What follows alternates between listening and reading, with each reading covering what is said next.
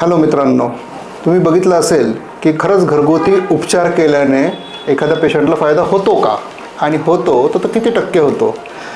Of course थोडाफार फरक तर प्रत्येकालाच पडतो, पण ज्यांना जास्त प्रॉब्लेम भेडसावत असेल की त्यांनी त्यांच्या काही महत्त्वाच्या टेस्ट असतात त्या जरूर करून घ्याव्या. बरेचसे पेशंट म्हणतात की 5-6 महिने झाले, 1 वर्ष झालं, 2 वर्ष झालं, आम्हाला मूल होत नाही आहे, आम्ही लैंगिक समस्या फेस करतो आहे, आम्ही खूप सारे घरगुती उपचार केले. मग घरगुती उपचार केले हे ऐकल्यावरती आम्हीच विचारतो की बाबा तुम्ही कुठले उपचार केले. तर ते सांगतात की सर ह्या डॉक्टरचं आम्ही यूट्यूबवरती बघून इलायची खात बसलो, लवंग खात बसलो, शेवग्याचं पाणी पीत बसलो, टरबूज खात बसलो, असं बऱ्याचशा गोष्टी करून आम्ही वैतागलो.